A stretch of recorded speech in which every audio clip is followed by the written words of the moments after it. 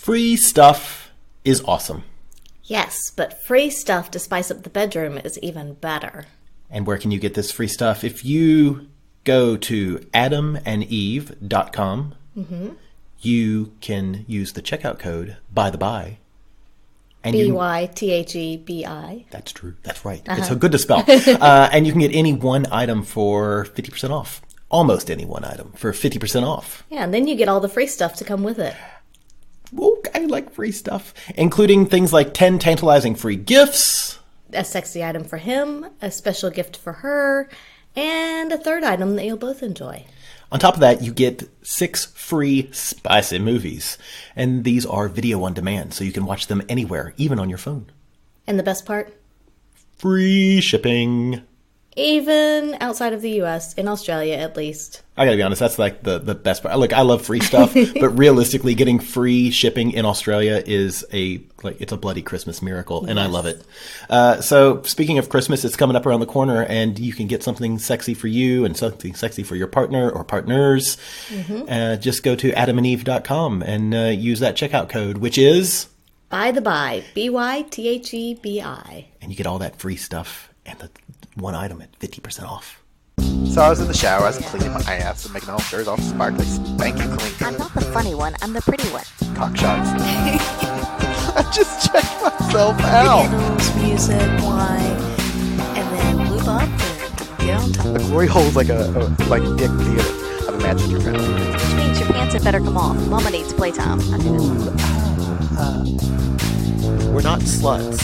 We just love love.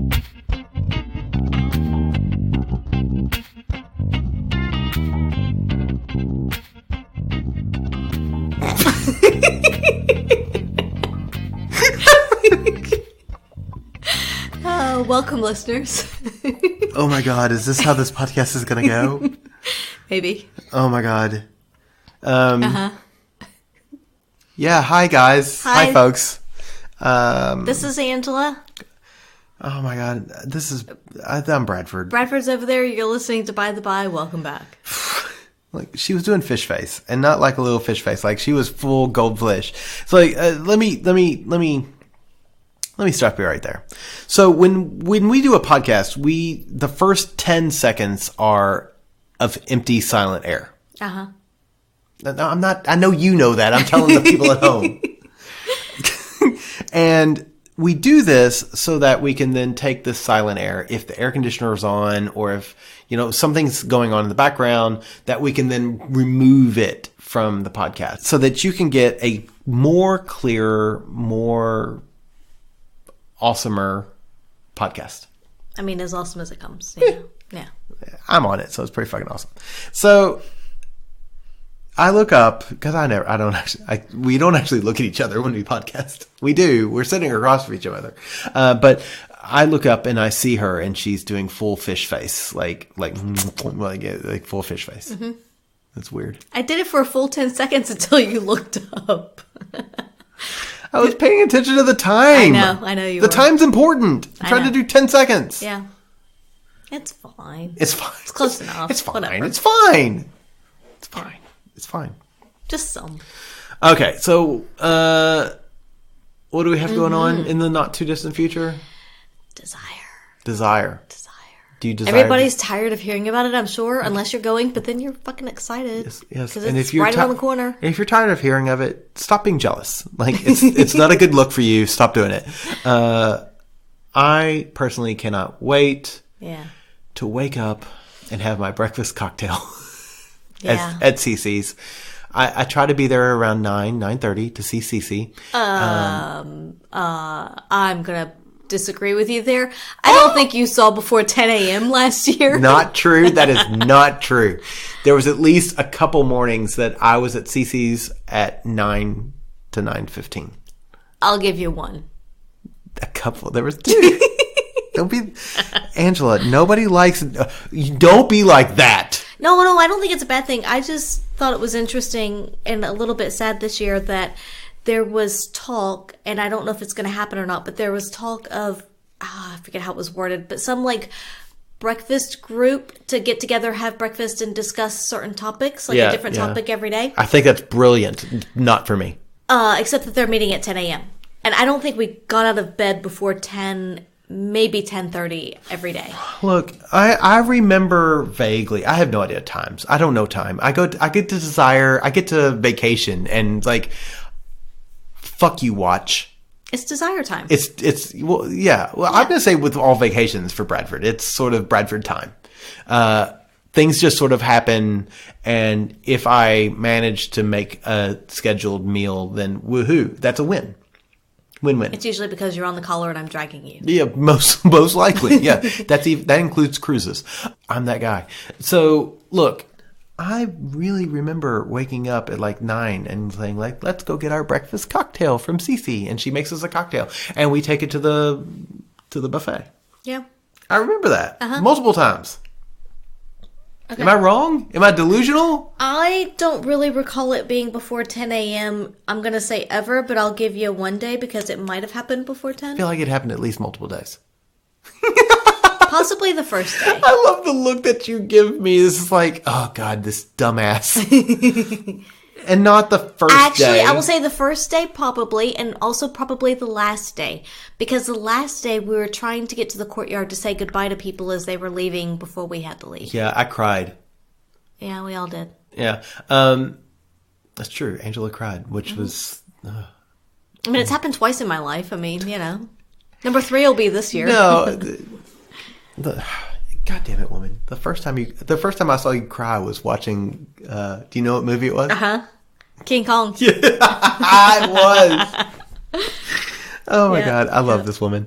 Okay. Yes, I cried at King Kong. The Peter Jackson version. Yeah. I mean, we all cried a little at the Peter Jackson version, but you cried a lot. Anyway, so I have a question. I'm afeared. You should be afeared. Where is the place that you had sex that you thought had the best view? Wow. I know. See, I was thinking about this earlier today, and I was like, where have I had sex that I was like, other than the person I was fucking, like this? So you mean other than our bed, facing you, missionary? And that could be, oh, look at you.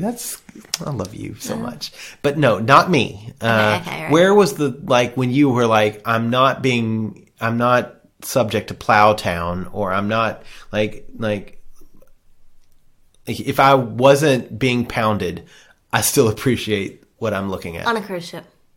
So that was me too. Looking out, because we always have a balcony. Yeah. So looking out the doors, over the balcony, into the ocean water, there is something about the ocean for me that is very cathartic. For me, that's my safe place, my meditation place. Yeah. Like, it doesn't matter what's going on. Once I hear the waves, once I see the ocean, that's a good place for me. And yeah, I would definitely say just looking out, seeing that. Whether there's anything on the horizon, whether there's seabirds, it doesn't matter. Just the waves, the water, the sound. Wait, so curiosity, was that with me, or was that with multiple partners, or? With you. Oh, yeah. Shut up, tell me more. Mine was the same, but Sydney Harbor. As we were leaving the harbor. Yep. Yeah. It was like, oh, look at these houses. Like, they may have $1 million houses, but I have $1 million ass, and she's in front of me. Not my own ass. My own ass is more like 1995. 3 easy payments of 1995. I was gonna say, if only my ass could spit out $1 million, that would plus be amazing. Shipping and handling. All right, cool. That was basic. Yeah. Now the podcast is done. Okay, well, thank you for listening this week. If you'd like to get in touch with us, and say things like, can you do a longer podcast? What are we longer podcasting about today? So today we have what started off as, I'm going to say a question, an opinion piece from a listener. Ooh. And then it kind of descended into a conversation of musings. So we'll see what happens from there. All right. So we'll start off with the original question, and then we can see where along the path we get to and where we go with it. Fair enough. Right. So the original question, and this is something that we have experienced, and we've even experienced here locally. We've experienced it while traveling, and other people have, and they've asked us, how do you handle this situation? Oh my God. When you orgasm and it's like in an apartment or a hotel and you do it on the carpet and you're like, should I clean it up or should I just let it dry? Yes, but there's a difference if it's your apartment or if it's a hotel. Is there? Yes. No, I mean, really, like, is there? Yes. That's why I work so hard to clean this fucking place. Don't blacklight the bedroom. or where my desk is. Or the couch. Or the dining table. Or the dining table. Probably stay out of the kitchen. Kitchen, yeah. Anyway, please continue. Balcony, you forgot the balcony. Look, the long and short of it is I'm probably less... let's talk about something else. Okay, so the question was, how do you handle a situation where you go to a club or you go to a swingers party and nobody's really of interest to you? Ooh. So you go there, of course, with the expectation, the hope, that you're going to find somebody that's interesting and that you're going to play with. Okay. But you get there and nobody's really interesting to you. Fair enough. They may or may not be interested in you. If they're not, that's easy. You know, you can make an exit and whatever. But if they are, if they're interested in you and they're talking to you and they're asking you to go play, and you're really not keen on it. You're really not keen on it. Ugh. What do you do? And what do you do when you get there? Because we've been to parties where you get there and you very quickly realize this is not our scene. Yeah. Do you stick it out? Do you leave? How do you handle that? What do you do? Oof. So it's multifaceted to start with. Yeah. Like the first place that I'm thinking of, example-wise, that we've experienced this is New York. Yes. When we went to a club in New York. Yeah. And nobody... We went to 2 clubs in New York. Mm-hmm. And in both of those situations, we were like... In one case, it was... People were talking to us, and we were not interested in any of these people. Yeah. And in the other case, nobody was talking to us, whether we were interested or not. Yeah. It was like we were by ourselves. You know, what's funny about it is like both those memories are positive memories for me.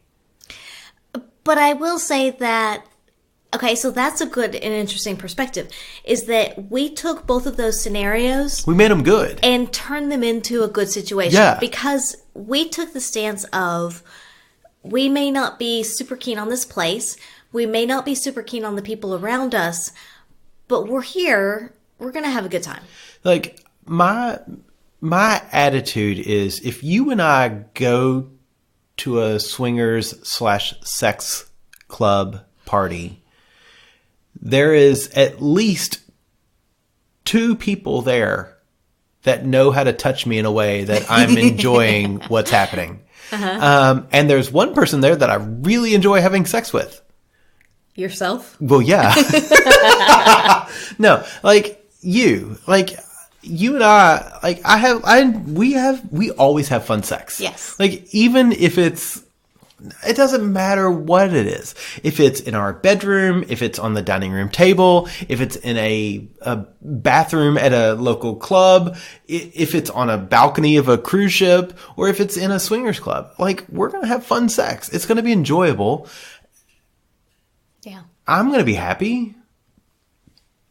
Yeah. So I guess that's my first mental point on that. Okay. Is that silly? Is that crazy? No, I think that's good. Like, and I remember both of those clubs, and like in one case we had a lot of people talking to us, mm-hmm. and we had no interest in any of those people. Like, none of those people were interesting to us. Mm-hmm. And we still managed to turn it into a pretty fun night. Yeah. And in the second space, nobody spoke to us. Yeah, that was just weird. And we managed to turn it into a fun night. Yeah. And I think that's part of the thing, is that if you go to a club specifically, if it's a club, if you're going with somebody, your partner, you at least have one person that you want to fuck. Yeah, and I think that's the important thing, is to go into a club or a party situation with it's hard to say no expectations to play with people, because we all kind of hope and expect to, but at least realize that if you don't play with anyone else, you at least have your partner to play with. Yeah, and so go ahead. No, go ahead. I was going to say, I'm just jumping in because we've heard other podcasts say, like, you don't go someplace. And I've read multiple articles. You don't go someplace and not have expectations. You don't go and not have expectations. Fuck that. Like, if you have expectations, you're going to be disappointed. Yeah. I'm going to put that flatly with every experience. That doesn't matter if you're going to a nice restaurant. Yeah. If you go to a really nice restaurant, let's imagine a Michelin starred restaurant, and you're like, I'm going to have the greatest meal I have ever had. You're going to be disappointed because it goes back to that. Your imagination, your expectations are so far outweigh reality. Yeah. That nothing could live up to that. And if you have these expectations of grandeur, when you go to Desire, it's a perfect example. If you're like, when I go to Desire, it's going to be different than my normal life. Fuck that. That's bullshit. No, there's no way. Like, it's going to be different in that you're going to have more opportunities. But if you're expecting something to be different just because you're at a specific location, that's foolish. Well, and along that same lines, if you're expecting something to be different, but you're not behaving differently, then you're not going to likely get a different result. And I'm tired of hearing like folks say like, oh, well, we have there's no such thing as having no expectations. Like, I disagree. Like, the vast majority of the time that you and I go out, my only expectation is that I'm going to enjoy it because I'm with you. Yeah. Like, everything else is gravy. Everything else is dessert. I'm from the South. Dessert is gravy. Don't judge me. Fuck you. Actually, it's like gravy on ice cream. Oh my God. Gravy on ice cream is amazing. Yeah. Oh, if you've gravy never had and banana pudding. Oh my God. If you've never had sausage gravy on banana pudding and some ice cream, you haven't lived. I'm just saying. You haven't lived. There's like 8 people out there that's going, honey, get some sausage gravy on this nanner pudding. I don't know what nanner pudding is, but we need sausage gravy on it. They probably don't know what sausage gravy is either. It's going to be great. It's going to be fine. Email me. I'll send you a recipe. No, but it is frustrating to hear people say that you can't go somewhere and not have expectations, because I 1,000,000,000% disagree with that. I think you can go somewhere and not have expectations outside of the person you're going with. Yeah. Like, of course I have expectations. Like, when you and I go to a swingers club, I do expect to have sex with you. Yes. I know that's a crazy thing. Those times that the gentlemen, you and I, go out somewhere, I expect that the 3 of us will have some crazy, goofy sex. But if if it doesn't happen, then if it doesn't happen with the 3 of us, then I sometimes am disappointed. Yeah, but if we're going to a new place, I don't expect anything. I really don't. I expect to have an experience, and if people can't sort of formulate their head around that, I feel like that's their fault. That's their problem. So if you show up at a club, whether it be one that you've been to before, maybe a party, let's say, doesn't matter, or one that you have been to before, and maybe you've had a really good time before, but this particular night you get there, because clientele's always different. Absolutely. And there's really nobody of interest to you. Okay. But there's people that are interested in you, and they're talking to you, they're pushing you, they're pressuring you. Hey, do you want to go upstairs and play? How do you handle that? Well, and that's a great question. So, because if they're clearly engaging you in conversation enough to where they're not engaging other people, so you know they're going to expect play from you, because they're putting all of their eggs in one basket, and that's you and your partner. And so they're not kind of putting themselves out there to multiple people. It's only to you. And maybe they ask you then to go up and play, and you're really not into them. How do you handle it both along the way of the conversation and then when it gets to that point? Look, so I tend to be quite daft when it comes to people flirting with me. Yes, that's true. Thanks, babe. And there are those many times that we're having a wonderful, like, invigorating conversation with a couple, And then they say, hey, we're going upstairs. Do you want to join us? And I'm like, no, I do not. I don't say it that way. But that tends to be the first way that my brain reacts. It's like, no, I'm not interested. I don't know. I often think about how I want to be treated. And as problematic as he is, Aziz Ansari did a book on modern dating. And I think it's actually called Modern Love. Doesn't matter. But one of the things he did very commonly when he and the sociologist from NYU were writing this book was he would ask his people who are coming to his stand-up conversations, or stand-up shows, and say, if you don't want to have sex with somebody, I'm paraphrasing. Bear with me. If you don't want to have sex with somebody, or somebody doesn't want to have sex with you, do you want them to say, hey, I don't want to have sex with you?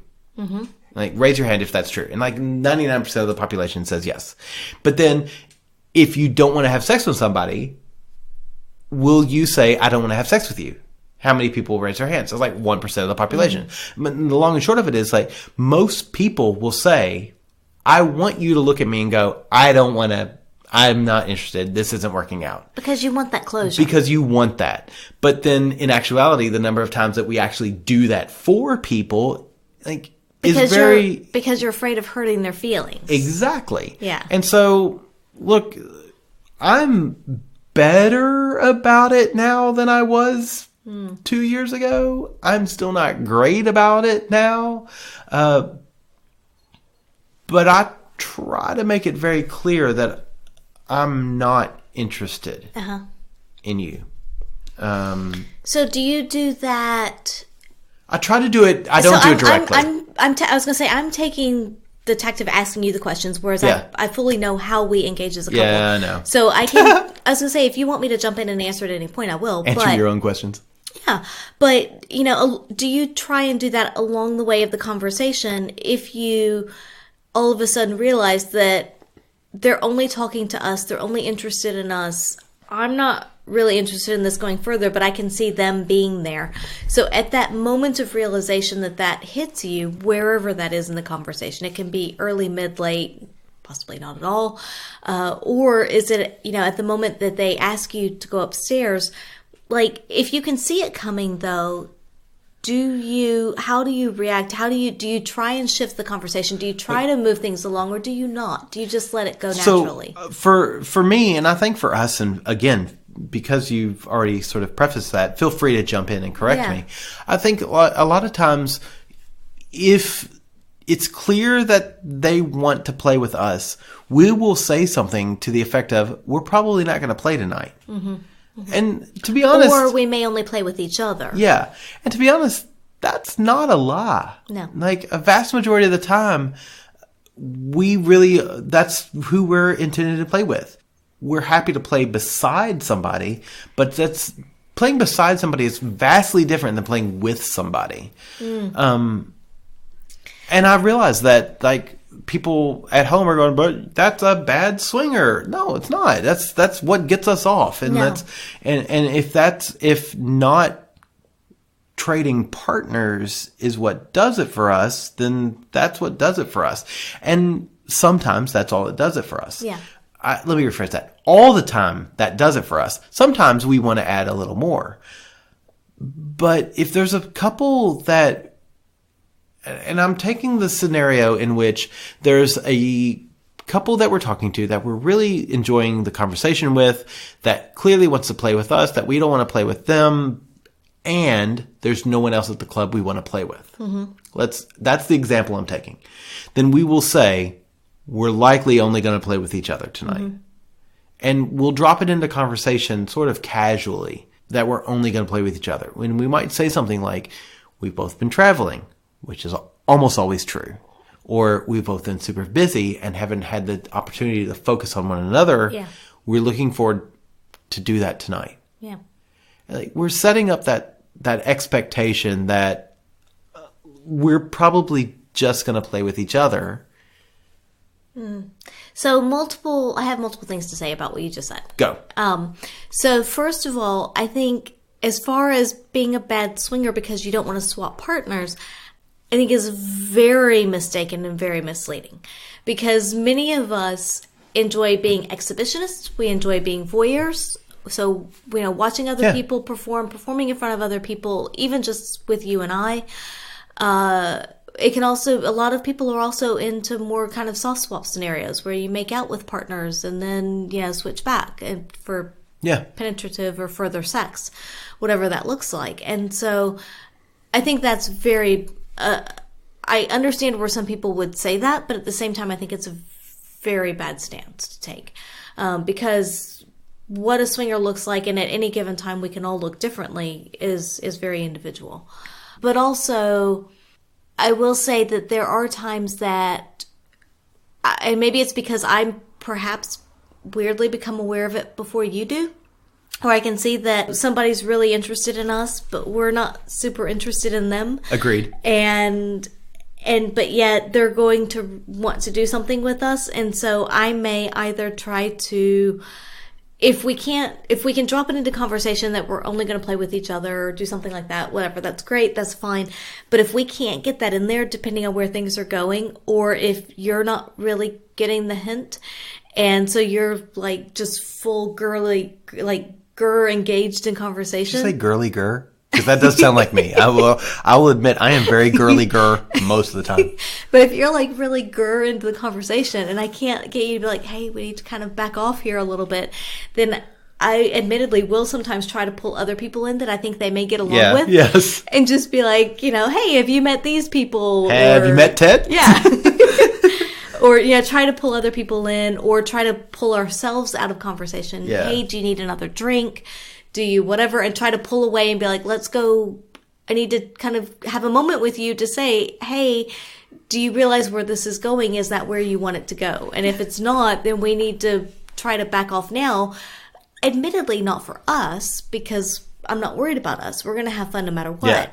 But so that they can then take their time and make Their connections effort. with other people. Fair enough. Because especially if it's someone that is new or doesn't get out often or whatever, maybe we don't know their scenario.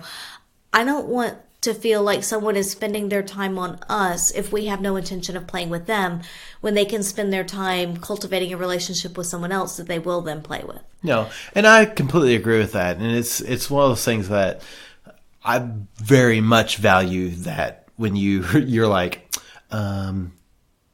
stop it.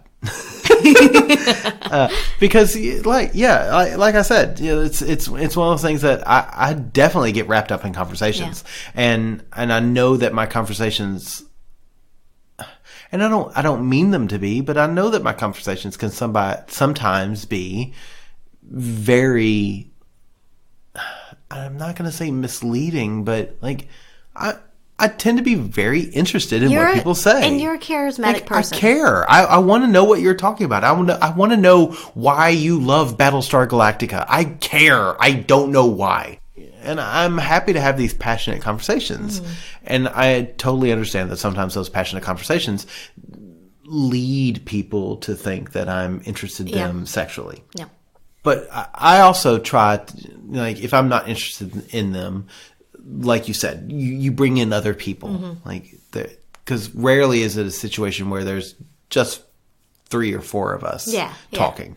Especially at the club or at a party, because there's usually other people that are kind of coming and going.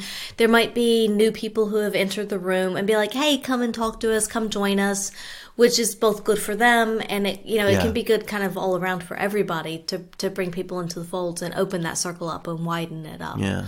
But then you also have to be careful with your body language, with everything that you're putting off, that you're not saying that this is closed, because then you're telling the other couple that it's a closed circle and you're only interested in them, but you're also telling other people that you're, not open to them joining in. So I think if you find yourself in that situation, both be cognizant of what you're saying and how you're acting, and try to be as open as possible to other people joining in. Yeah, agreed.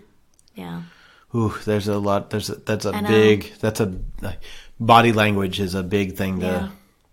We should do a video podcast about that. We should.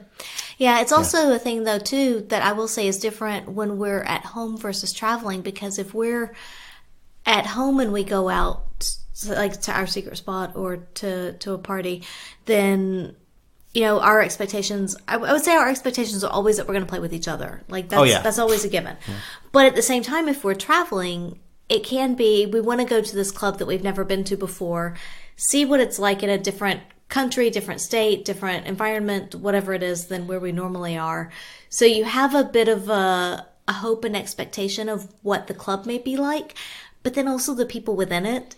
And if it's not that, like when we were in New York and the situations were a little different than what we perhaps expected, then it can be a bit of we have to make a quick adjustment. And yes, while we can always play with each other, do we treat that situation overall differently than what we would treat it if we were back at home because we're in a different space? It's funny you should say that, because for me, it's not that at all. No? Like, I'm always like...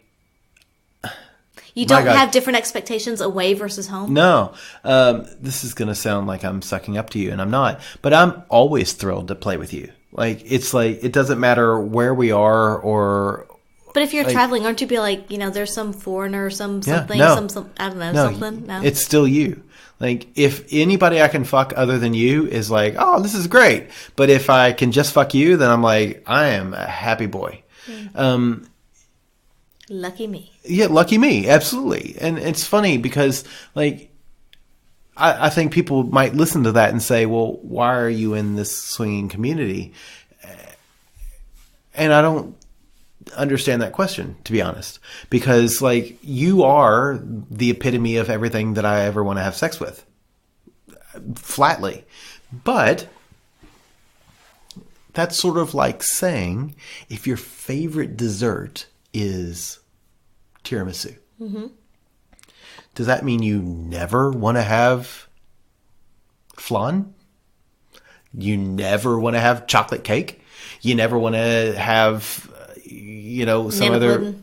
What? Nana pudding. Nana pudding? You never want to have nana pudding with gravy on top of it? Like, I mean, is that what that means? No. That means those are amazing things that you can have differently. But if you don't get to have those, you will always have tiramisu.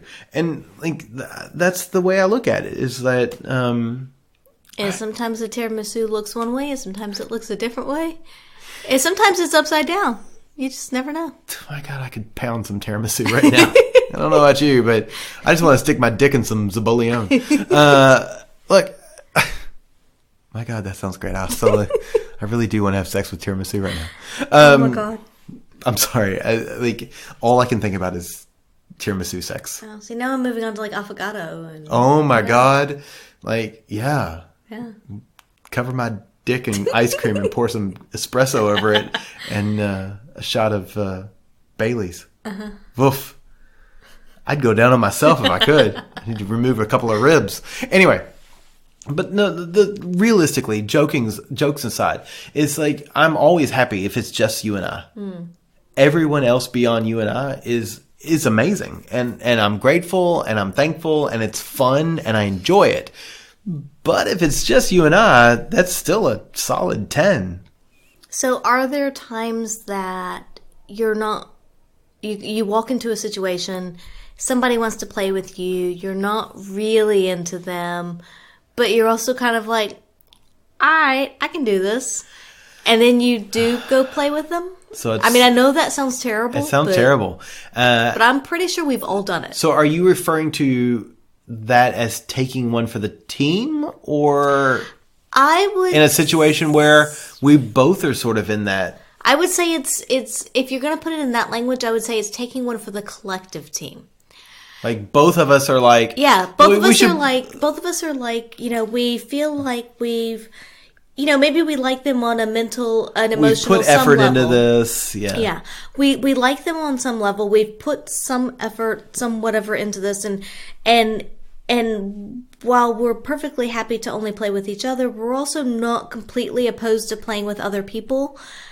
I mean, that sounds terrible. I know it does. But we're okay playing with other people, and we're not opposed to it being these people. So sure, let's go for it. And I mean, I will say we've done it. We've done it. Yeah. And honestly, many of the times, it's actually turned out really good. So But there have been times it hasn't. Yeah, and my opinion on this is this, which I'm going to give you after a word from our friends from the Swing Set.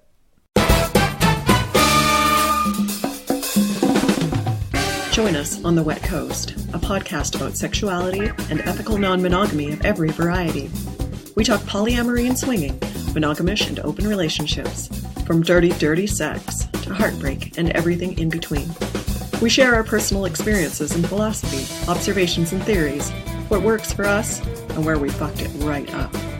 This isn't your average couple's Explanabrag podcast, though we definitely do a little of that. We share our adventures in open with a unique, funny, feminist, and Canadian approach. Come get wet with us on The Wet Coast. I know that was a dick move, wasn't it? Mm-hmm. Yeah. But you listened, didn't you? Mm-hmm. Look, this is my opinion on this. I'm one of those people, and I think you are the same way, in that we can both find the positive from something. Mm-hmm. It doesn't matter the experience. Every experience has a way, and I don't mean to sound like one of those new age woo-woo people, but the truth of the matter is every experience you can find a positive from it. We can have fun with most people. You can have fun with most people. Yeah. Every human has something that they can give you that another human cannot give you. Something unique, something different. And like, I may not be 100% into that person, but I can find something that I really enjoy about them and sort of focus on that. Now, I don't think you should force yourself to do that. But we've been in those situations where we start play, and it's clear once play has started that is like, well, yeah. And you don't really know it until play has started. And you're like, I love you as a human being. We had wonderful conversation. This was a lot of fun. But now I sort of want to get it over with. Yeah. And I will say that the times that I'm going to say that we have, quote unquote, taken one for the collective team, it has been more of a like, I like you on some level. We've had good conversation. We've had whatever. So sure, let's go upstairs. Let's start playing. And like you said, once you start playing, it's either going to be really great, which often it is. Often it is.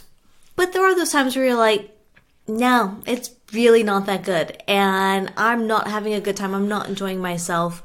And I check in with you. And if you're just kind of like, then, maybe it's time that we excuse ourselves. And which we've done. And, but I think more often what we've done is just start playing with each other. Yeah, so we'll touch base back to each other. The other couple will then go with each other. And ultimately, I don't know that everybody feels this way, but I think a lot of us do, is that it is just as sexy to play with each other with other people watching on. And I know that there's a lot of couples out there that we'll do that with, is that if we're playing with each other, but you're watching them, they're looking to see if you're watching them, and then that spurs them on. Yeah. And so it can be that exhibition side, kind of takes over. And it's like, hey, I'm really happy to be playing with my partner that I really love and that knows how to please me. And we're being watched by other people. And this is really kind of hot. Because my partner knows how to please me. I'm showing that off. Yeah. Or as the partner, I'm showing off that I know how to please my partner. I don't know. I don't feel guilt about that. No. And I don't see it as taking one for the team. I enjoy it. I think that's why I don't. We always get something out of it. There's always something, like you said, there's always something positive about it. Yeah, and I think that when I hear somebody say, I'm taking one for the team, that means that I don't enjoy it. And I think I look back at baseball. Yeah, fair enough. At baseball, if you hit the ball in order only to advance the person from one base to the next, knowing that you're going to be out, which means that the only thing that you gain from that hit is advancing a runner. That's taking one for the team. When you put it that way, then I would say that's not what we've done. No. But I can say that some people may. Yeah, absolutely. But for us, I don't think you should do that. I don't like outside of the baseball analogy. You shouldn't do that. But we don't go to swingers clubs to advance the runner. No. You know, like we go to the club in order to have an experience that we can't have at home. Yeah. And I think that right there, the way I just described it, is extremely important, because what can we not do at home? Mm-hmm. You know, for some people, it's we can't have sex on a pool table, or we can't have sex in front of people, or we can't walk around topless, or we can't talk about things like sex in general, because that's not what we do in our real world. And I think that you and I, as podcasters, we sometimes forget how fortunate we are in that the circle that we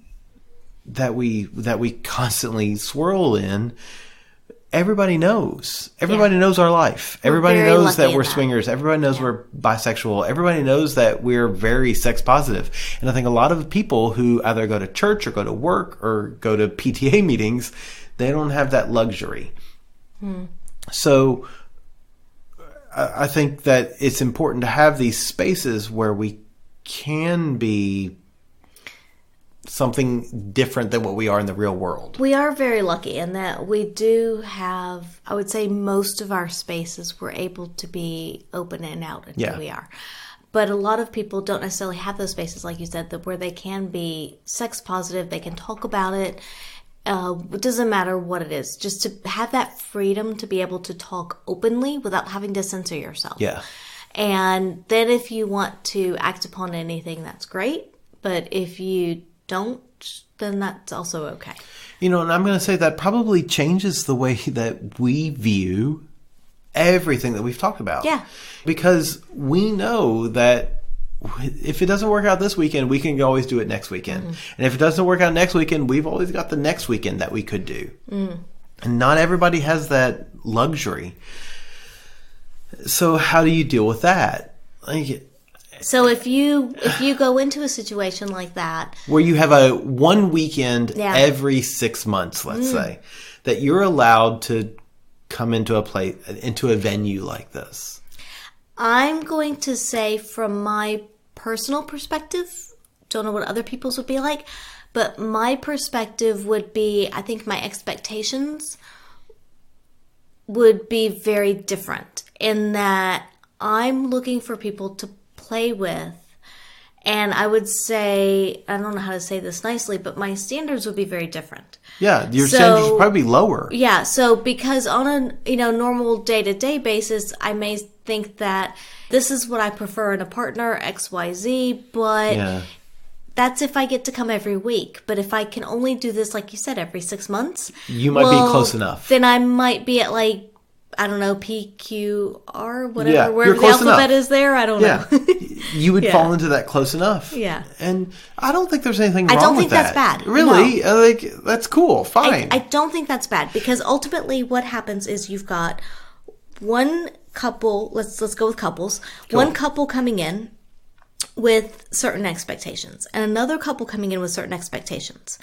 And say couple A does not meet couple B's initial expectations, but after a while, it may be like, you know what, that's okay. I'm fine with this, because I know that my time here is finite, and the amount of times I can come is finite. My experience window is small-ish compared to some. I mean, I guess ultimately we're all small compared to some. Right. Yeah, fair enough. But I have my window is this big, and my expectations are within a certain realm of that window. And maybe those have to be adjusted depending on the scenario. Maybe my expectations go up, maybe they go down, maybe the window gets bigger, maybe it gets smaller. That can definitely change depending on what the scenario is like. And we've seen that firsthand. Yeah. Like, the perfect example is New Year's Eve. New Year's Eve, you have people come in, the club is fucking packed to the goddamn gills. And then, and it's these people who are like, we're going to do something different this year. And by 12:15 to 12:30, 50% of the club leaves. They come in, they fuck, and they go. Yeah. And look, there's nothing wrong with that, but that's definitely not what we're looking for. But So again, it depends on, are you Yeah. looking for a more meaningful relationship, Yeah. or are you looking for a more physical relationship? Yes. Yeah. So look, I think that's indeed. So let's look at it from the opposite point of view. Okay. So let's look at you. So we focused very much on the. We have a couple who is interested in us. Yeah. That we really aren't interested in. Yeah. And I feel like we've. I hope that we've sort of explained the way we deal with that. God, I hope we have. If we haven't, I'm sure we'll hear about it. But let's look at it from the other point of view. You're a couple that have come in and nobody is interested in you. Yes. Like, nobody talks to you. You feel all by myself. Yeah, like you're so lonely, and I have a really good example of this one. go for it.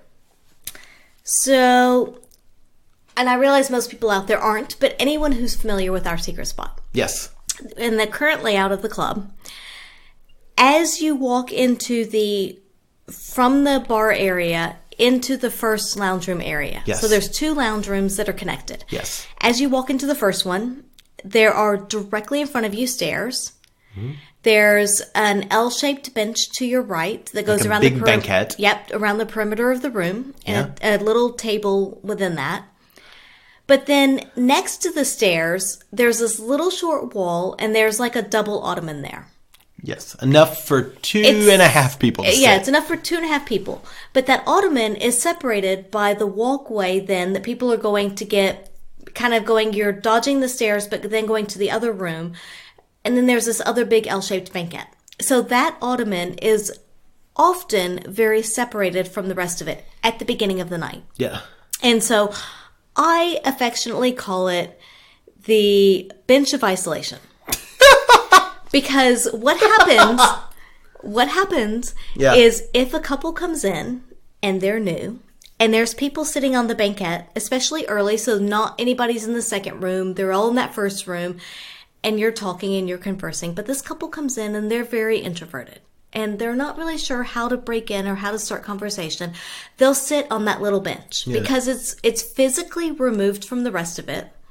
And so they're not intruding. They're safe. It's very polite. It's very safe.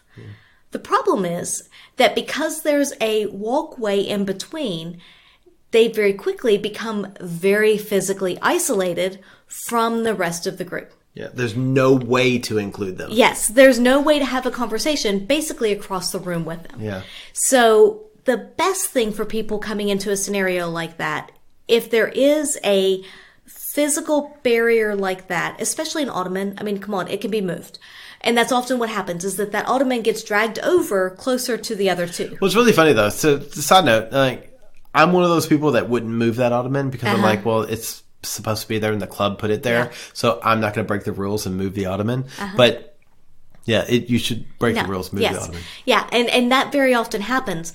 But it usually takes someone who's more outgoing to say, hey, come on over, pull the ottoman over, like or physically get up and be like, let's drag this over and make that effort.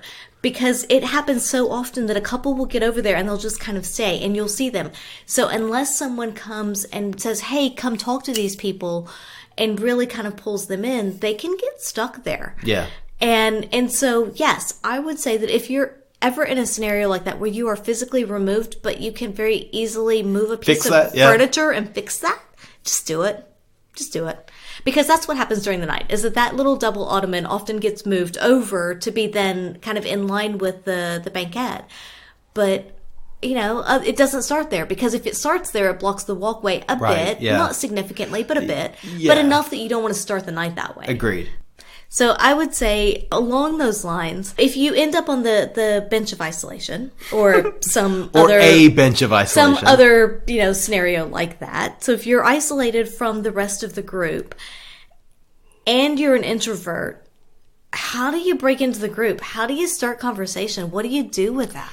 It's really tough in a situation like that, I know exactly what it feels like. I know that, like, that dread of breaking into a group and saying, I want to be part of it. Especially if they're clear that they're having a conversation, or it's clear they're having, they have some sort of chemistry or tie amongst each other, amongst one another already. So do you break in, or do you just let it be? What do you do? So look, there's two ways to go about this. The first way is the passive way, which is what introverts want to hear, which is the wait to be invited. I can tell you, you will never be invited if you're on the bench of isolation. Never. I will say the exception to that is if you can consistently catch someone's eye in the group and look interested in trying to join in. If you can pick out the extrovert in the group, pick out the one that may invite you in. The most extrovert. Yeah. You have to find the most extroverted person in that group. Yeah. And you have to make consistent, non-creepy eye contact with them.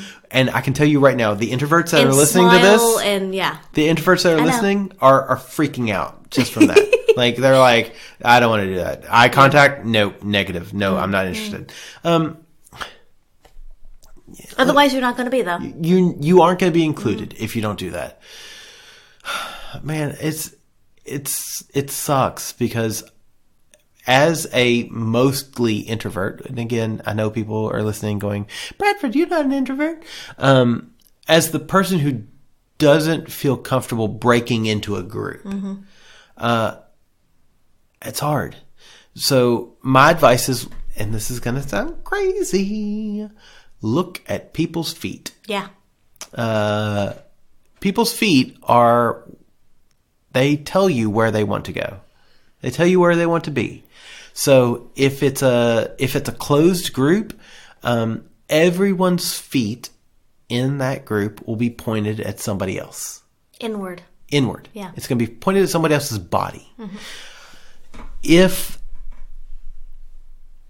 you look at a group and you see that the feet are pointing out, where it's not a closed circle, then that means that group is inviting other people to join that group.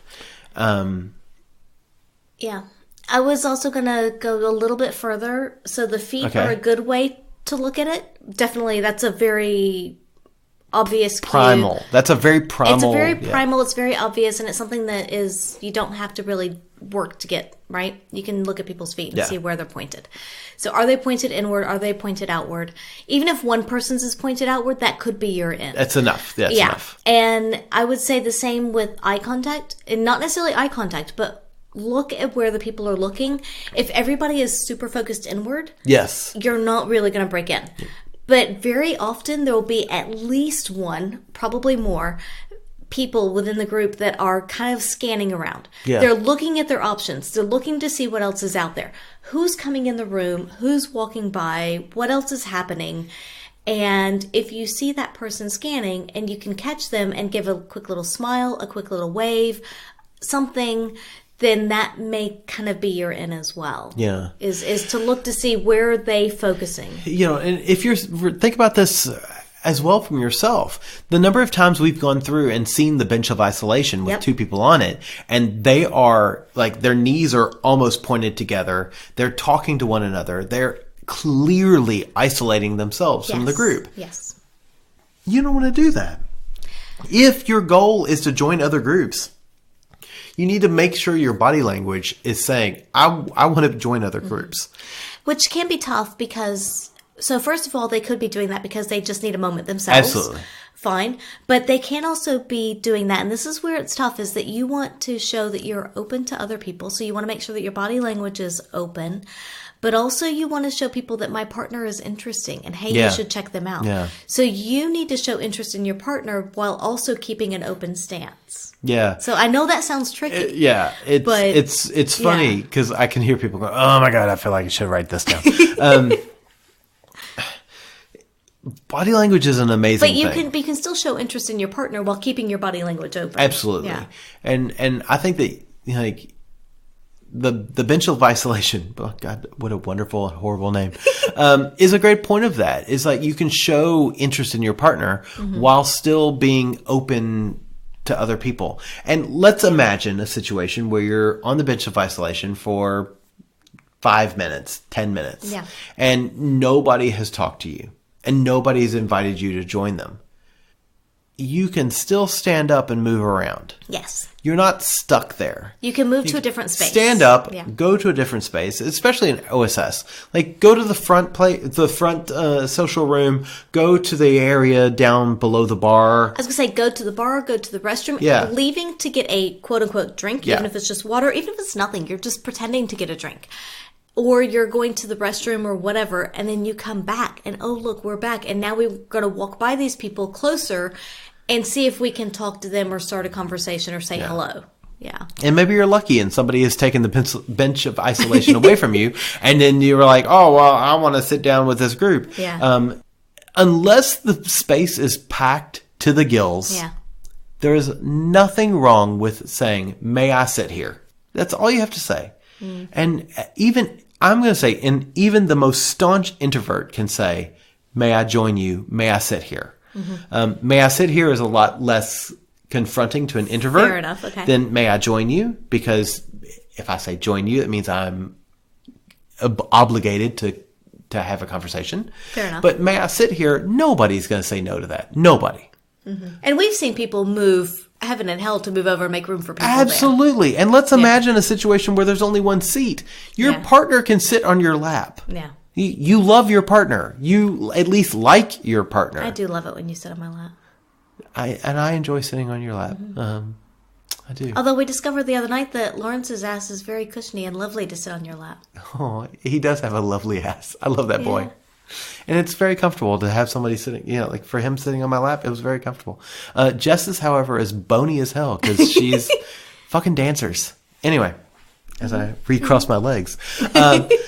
So, yeah, look, the long and short of it is, I think it's a great idea to have a space where it's just one person and then you let your partner sit on your lap, because then as introvert or introverts, you both are like, you can't get closer and safer than the two of you together. But admittedly, to the group, it makes you look sexier. Exactly. So, it's a win-win-win. So, yeah. So the other, then, let's take that a little bit further. And I will say that we are as guilty of it as anybody else at times. But if you go to a club and there's a lot of regulars, there's cliques, and so there are kind of more closed groups, it can make it very hard for other people to join in. And so when is it okay to be a closed group or not? Because there's times that we've gotten to the club and there's this person, these people, whoever that we haven't seen in ages, and oh my God, you're here. We want to talk to you. We want to converse with you. We want to have time with you. We want to play with you because we haven't seen you in forever. And so we're all about them. And maybe they're all about us. And so we collectively are a closed group. Yeah. And so, it may be, I know that you and I are pretty good, not always great, about making sure that everybody's interacting with someone.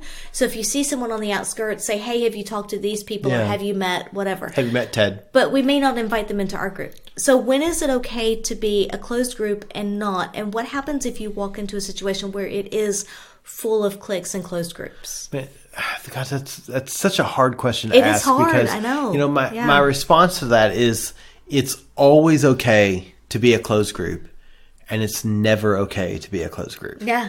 That's the honest truth. I think that, I guess my response to that is, from experience, I'm always happy to include someone that we are both very interested in into a group, intergroup play. And let's imagine a group where there's 4 of us, or as I know has happened, 6 of us. And we get up there and play, and people try to include themselves in our group. It's tough because it's a situation where, especially if there's 6 people, having 6 people's acceptance or okay that somebody else can join the group is very difficult. So I will say, especially mid-play. Yeah, I will say though that in play situation, we've had the times where someone tries to include themselves. Yes. And if it's clearly someone that I'm going to say nobody in the group is really interested in, particularly I can think of one time in particular where the person was very drunk and was not behaving properly. And so everybody immediately was like, no. And so that was it was very much everybody sort of got that stiff, frozen, like play stopped. Right. So there's those situations, Yeah. and I think that's fine. But at the same time, there have been times where somebody's come up and maybe they've had a bit of conversation with one person or one couple, but not everyone. And so that person may be kind of okay with them joining in, but the others may not be. So that person or that couple can say, hey, yeah, sure, that's fine. Come on and play with me. But the rest of us, when they try to touch us, we might be like, no, thanks. And I think that's okay too. So I think that's just kind of defining the boundaries of what play looks like. It's very difficult. But it can, I was going to say, it can be very difficult. Because the question is, do you stop play and have that conversation with people? And like for me, I don't want play to stop. No. But I want to have that conversation with people to say, who can I touch and who can't I? So typically what we have done in the past is if we are mid-play with, say, 6 of us. So let's make a scenario. There's 6 of us. We're playing. We're all happy. We're content amongst ourselves. Puppy pile, normal kind of what we like to play. And someone comes up and says, can I join you? First of all, whoever's paying attention, which is not everyone at any given time. It's at best 1 to 3 of the 6 people. Agreed. We'll kind of look up, look to each other. If nobody makes an obvious rejection, then it might be like, okay, yeah. But if anyone kind of hesitates or shakes their head a little or there's something, then we may say not right now or no thank you. Yeah. But even if someone is invited in, we've had scenarios where we've been playing with people and somebody may be like, yeah, come on in. I want you to fuck me, or I want to go down on you. Or they may invite them in for a specific purpose, but that also doesn't mean that they're then allowed, quote unquote, to play with everyone in the group until they're invited to. And so I think it's a bit of just read the situation, read the people that are around you, and talk to them. If you have a question, say, may I? Can I? Is it okay if I touch you? Can I do this? And there's nothing wrong with that. That consent, that permission, asking for that, I think is really sexy. Yeah. And just because one person in the group invites you in doesn't mean you're automatically allowed carte blanche with everyone in the group. Agreed. But it also doesn't mean that you're not able to touch anyone or do anything with anyone in the group. Just ask and see how they feel. And we've had those moments where somebody has been clearly interested. Yes. And rather than pushing boundaries, they've held back. And consent is sexy. Consent is totally sexy. But sometimes I want somebody to push my own boundaries. Or at least ask. Yeah. And that's what I mean. Yeah. I don't mean necessarily, I say that, like, there's something very sexy about somebody saying, may I kiss you? Mm-hmm. But once I've kissed you, for me, and this is only for me, once I've kissed you, I've pretty much given you carte blanche to do what you want until I say you can't do what you want. Okay. If that makes sense. Yep. And so, so once you've initiated contact and initiated play, then you're saying, I'm okay with this until I say no. Until I'm not okay with it. Yeah. And I can completely respect that some people are like, that's unfair. Mm-hmm. Fine. That's still the reality of it. Like, once I've kissed you, I'm giving you the okay to do whatever you want to me until I say no. Mm-hmm. And for me, the other side of that is I like that. That's what I enjoy, is if once we've kissed, I want you to be okay with everything until you're not okay with everything. And as soon as you're not, I'm like, cool, I know where the line is. But I also think that only works if you are in a very safe space. Absolutely. If you're not in a safe space or not with people, maybe in a place where you're not sure everyone's attitudes, that can be dangerous, because if the expectations aren't set up from the beginning, some people do not respond very well. And I understand that. I do get that.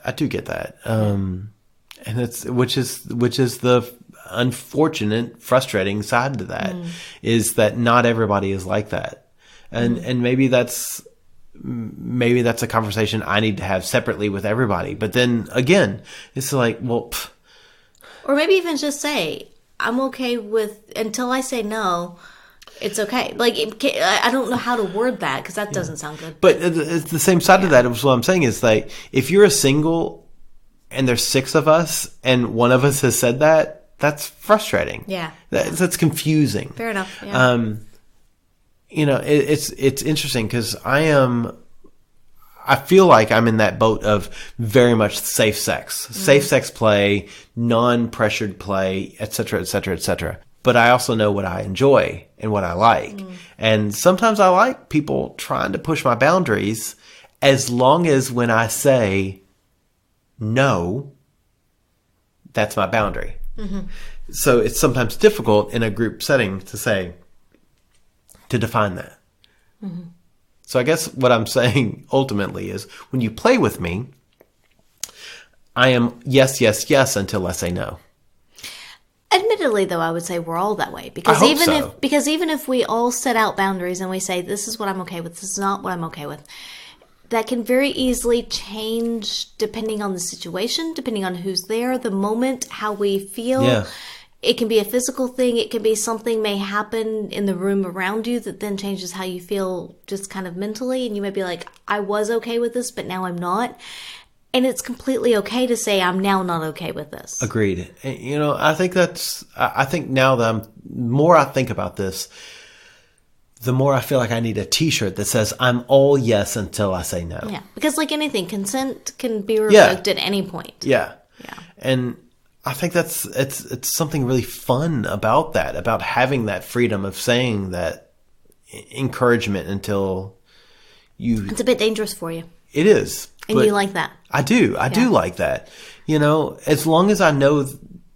But arguably, I think I only play with people that I would be comfortable enough to, when I say no, they stop. It's a safe dangerous. Yeah, it's a safe dangerous. It's consensual non-consent. Yeah. Yeah. So I think that's what my advice to be for those folks that are sitting on the. I mean, that is, we've traveled well beyond the ottoman of isolation. Right. I think that my advice to those folks would be, push yourself. If you sit on the ottoman of isolation for more than 3 minutes, 5 minutes, I don't know, give yourself a time limit. Yeah. But give yourself a time limit. I'm only allowed to sit here with my partner for X amount of time. And I will say that earlier I did say that it was a good excuse to go get a drink or go to the restroom and then come back and then say, hey, may I sit with you?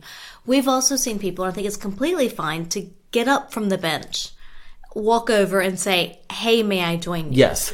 Or push the bench. Yeah. The bench is movable for a reason. Yeah. And it can be there doesn't have to be you don't have to disappear first and then come back. It No. can be just, hey, we've been sitting over here by ourselves. Do you mind if we join you? Because if you disappear, somebody's just going to take your spot. Yeah. And then they may ask if they can move the bench. Yeah. And then you're like, oh. Now we're standing. Now I'm standing. Which is also fine. Yeah. But yeah, very much so. It can be difficult, but definitely try to push yourself to push join your in the own group. boundaries. Yeah, to join in the group as much as you can, but also be cognizant of whether it's a closed group or open group, and then that kind of goes to body language, reading the situation, reading the people.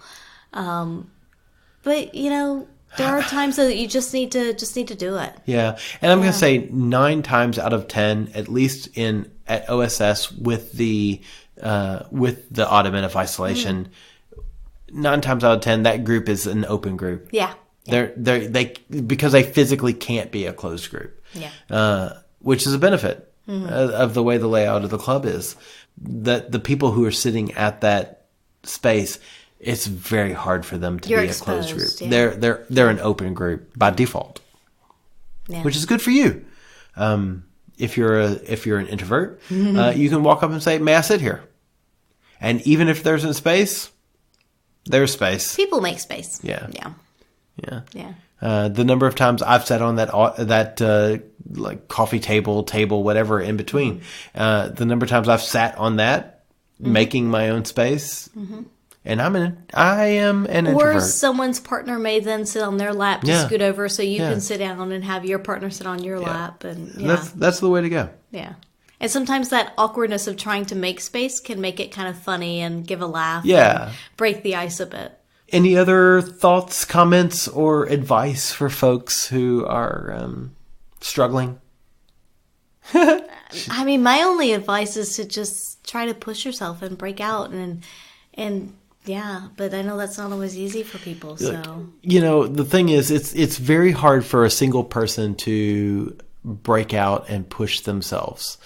But especially if you're a couple going into a situation, you're not by yourself. You have your partner. Yeah. You have the best wingman you could ever ask for on your arm. And so that person with you knows how to sell you better than anyone else. So even if they're an introvert, they know all the positive things about you. And statistically, it's unlikely that you're both extreme introverts. But even if you are, even if you're a complete introvert, you know how to sell your partner. So do that. You know all the positives about your partner. And it's rude not to tell people that. That's an interesting perspective, is to sell your partner, not sell yourself. Because Absolutely. Ultimately, yes, you want to have a good time, but you as a couple want to have a good time. And you can do that best by selling your partner and saying, look at how good they are, look at what they have to offer.